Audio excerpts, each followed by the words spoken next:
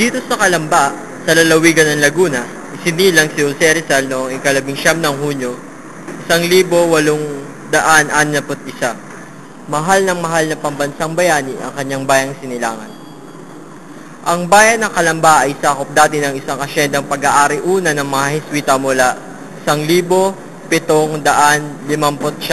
hanggang 1768 ng isang Kastila mula 1803 at ng Ordeng Dominikano mula 1883. Bagamat taga-Biñan ng kanyang mga pamilya, dito sa Calamba nanirahan sina Francisco Mercado at Teodoro Alonso mula nang ikasal noong 1848. Sila ay nangupahan ng lupaing malilinang at tinustusan lahat ng gastos doon. Dahil sa masikap at masinop, umunlad ang buhay ng mag-asawa. Sila ang una nakapagtayo ng bahay na bato sa Calamba.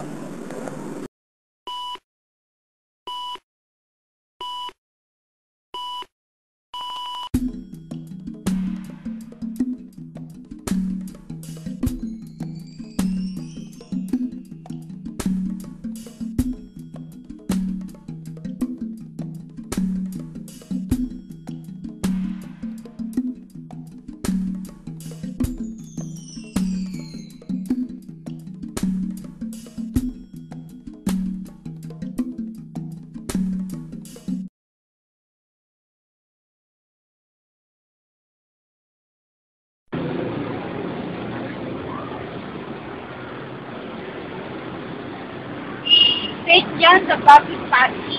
Ito aking bahay sa tabi ng bahay ng ating pambansang bayani na si Dr. Rizal. Nakalipas ang maraming panahon, marami na ang pagbabago at mabilis ang pag-unlad. Sa aking likuran ay makikita ninyo ang bahay na mismo ang ating pambansang bayani na si Dr. Rizal. Tara na, pasukin natin.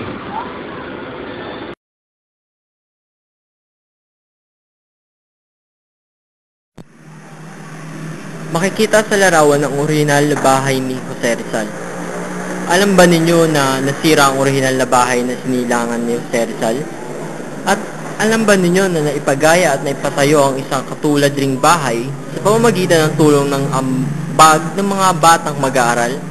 Inatasan ni Presidente Elpidio Quirino si Arkitekto Juan Nakpil na magsaliksik, gumuhit at gumawa ng isang bahay na maituturing na makatotohanang sipi ng orihinal. Kaya noong ika-19 ng Hunyo, 1950, pinasyahan ang bahay na iyon. Ang bahay na ipinatayo ni Don Francisco para sa kanyang pamilya ay malakit may halaga. Ang kinatatayuan ay itinuring na huwaran sa puso ng bayan, malapit sa simbahan at sa plaza, sa Kalye Real. Ang ibaba ay yari sa apog at bato. Ang itaas sa pinakamahusay na kahoy. Ang bubong, pulang tisa. Personal na binantayan ni Don Francisco ang pagputol ng mga trosong nara at mulawi na kinahoy mula sa kalapit na gubat ng makiling. Bumilang ng 2 taon upang mabuo ang bahay.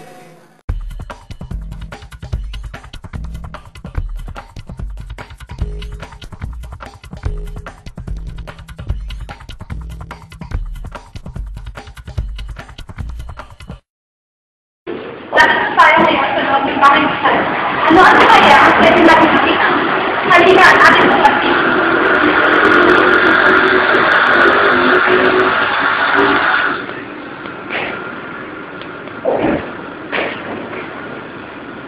Ang tawag sa silid ni Jose Rizal ay Kaida. Naitala na ang silid na ito ay ginamit ding aklatan. Marami at malawak ang sakop ng mga aklat na tinipon ni Francisco Mercado. Nabanggit na may 1,000 ang bilang ng aklat na yon. Malamang dito na bigyang sigla ang hangarin ni Jose na mag-aral at mapatid ng ukol sa maraming bagay. Ng mga ibang bayan si Jose, madalas siyang magpadala ng mga nakakaaliw at makwentong sulat na hinihintay-hintay ng mga kapatid. Dali-dali nagpupunta ang mga kapatid dito sa aklatan at hahanapin sa mga aklat ang mga nabanggit na pook na pinuntahan o pinasyalan ni Jose. Sa silid na ito rin tinanggap at ipinaghanda ng pampalamig at pagkain ng mga naging panauhin ng mag-anak ng Mercado.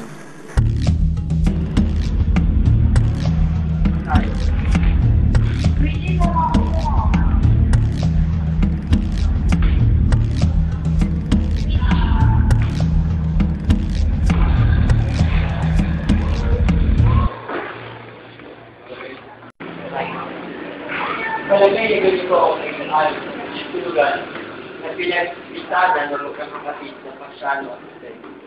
Sa kabila ng 10 taong agwat sa gulang ng dalawa, malapit na malapit sila sa isa't isa. Tulad ng silid ng magkakapatid na babae, palitin, kumarin at isa kami. Unawain na ang magkakapatid ay di laging kasabay ng libo dahil sa Pasyano at nag-aamin. Ang mga kasasapan dito ay katulad marami lang ginamit ng magkakapatid. Pinahihiwagin ng mga sipin, kasangkapan ng pamilya ni Kaya. Gawang larang kama, may 4 na kotse, at ginakayan ng marami ulit. Marmol ang pang-ibabaw ng Metang Pinog at Tangla Pamor. Ang mga ito ay nandiyan ng kapwa ng manlasa at pagpunto ganoong mga kagamitan. Itong sinitulugan ng mga magkakapatid ng babae. Mula sa mga kapatid ng babae niya na maging magalang at magpakita ng magandang loob sa mga babae. Sila maliit ang silidan. Paano kaya sila nagkasya? Marahil dahil hindi lahat lagi nakatigit dito. Ang mga ate ay nasa Manila at nag-aaral. Patuloy lang silang unang kolehiyala at dito sa atin ay may mga mag-anak na magkakasipin na tulog. Minsan pa ay salat sa isang balik at sa ilalim ng isang malaking kulang po.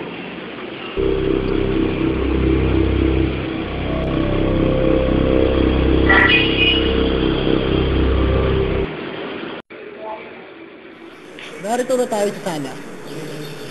Noong araw, ang mag-anak at ang mga malalapit at matatarik ng magkakaibigan ang tinatanggap sa sala. Karaniwang may 2 o 3 kumego ang sangkapan. Noon ang ama ng tahanan na bilang kaibigan ay nagpupulong at naguhuntahan, lumalagay sila ng malapit sa durangawan upang kaluguran ang simoy ng hangin. Pansinin natin ang kasangkapan. Ang mga ito ay replika ng mga gamit noong kapanahunan ni Rizal. May mga upuang may lalang solohiya at mga inukit na detalye, mesa at konsolang may pang-ibabaw na marmol, mga kantonera at seramiko patungan ng halaman. Walang naiwang tala hinggil sa tunay na ayos ng mga kasangkapan. Ang ginawang kaayusan ito ay batay sa mga nalalaman tungkol sa mga bahay na kasinggulang ng orihinal na tahanang merkado sa mga karating bayan. Ang mga muebles ay dapat din pangalagaan, antigo man o bago, nang lumaon sa ating mga tahanan. Dito naman tayo sa kusina. Nasabi mahusay magluto si Doña Lolay na ibahagit itinuro naman niya ang kalamang ito sa mga anak na babae na nakasama niya sa paggawa ng mga minatamis, longganisa, bagoong at atsara para sa kanilang mag-anak at upang itinda rin sa munting sari-sari sa ibaba. Ang mga kasangkapan dito, kalan at palayok, tapayan at iba pa ay mga sipi tulad ng mga gamit sa ibang bahagi ng bahay na ito. Sabi ng ilang masiselan at matatandang kusinero, tunay na masarap daw ang lasa ng mga pagkain luto sa palayok at kalang may gatong na bakawan o baon ng nyog.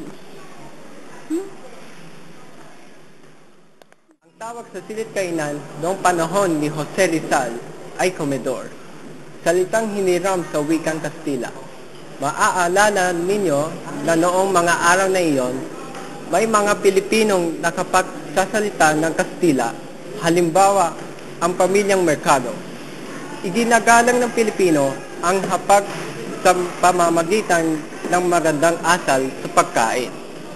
Isa pang magandang asal ay ang laging pag-aalok kahit kaunting lang at payak ang pagsasaluhan.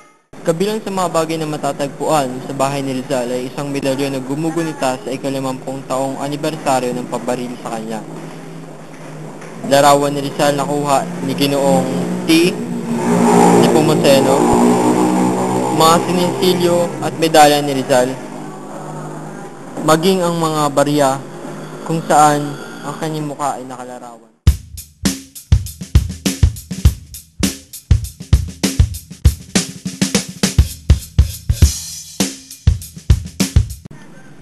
Matapos nating masilayan ang loob ng bahay ni Rizal, narito naman tayo ngayon sa mas pinagandang bakuran na idinisenyo para sa mga publiko. Sa aking likuran ay inyong matatanaw ang kasalukuyang anyo ng bahay. Kapansin-pansin na malaki ang pagbabago sa istruktura nito. Sa pagsusumikap ng mga lokal na pamahalaan at estudyante, ito ay dinisenyo bilang isang museo.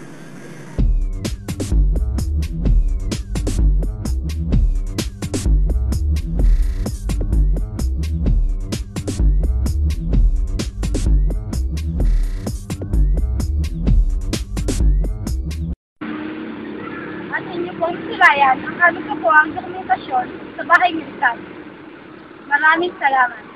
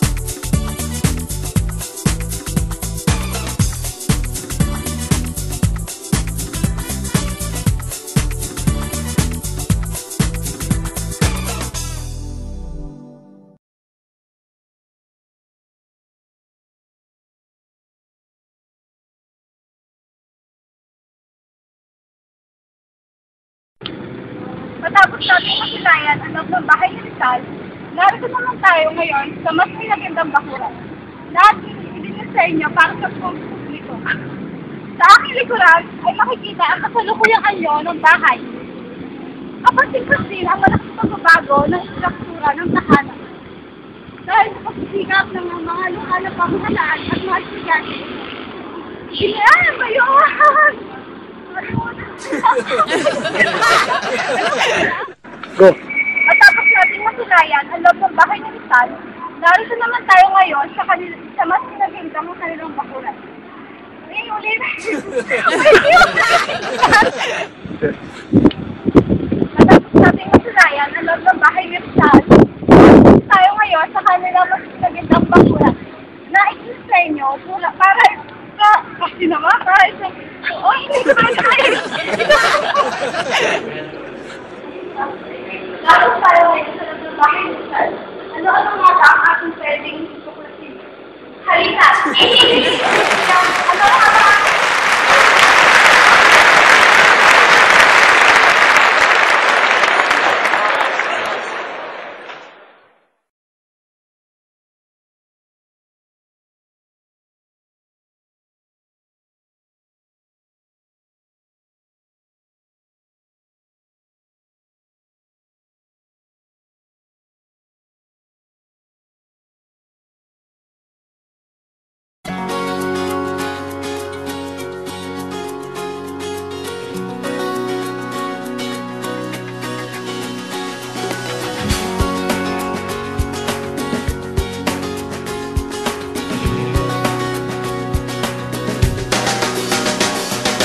Wish your heart was big enough for the two of us.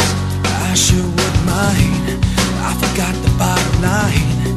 Oh yeah, I stopped on how to give it all, but I was pushed for luck, and that's what got me stuck in the first place, in the worst way. But I'm so in love with you. Now what am I to do? 'Cause you're a little too perfect, a little too good for me.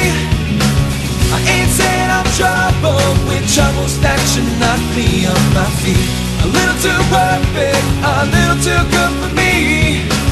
You ain't blowing your cover, but hey, gonna catch you anyway. Your middle name means heavenly, but it ought to be you're high above the rest, like an angel never less. Oh yeah, I'm in a daze in so many ways. I'm kinda mad, though I guess I got it bad, and that ain't good. Take me under, I wish you would, 'cause I'm so in love with you. So tell me what I got to do, 'cause you're a little too perfect, a little too good for me. I ain't saying I'm troubled with troubles that should knock me off my feet. A little too perfect, a little too good for me. You ain't blowing your cover, but hey, could've catch you anyway.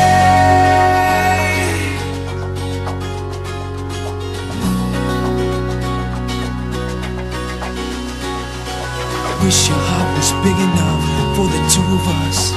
I sure wouldn't mind. I forgot the bottom line. Oh yeah, a little too perfect, a little too good for me.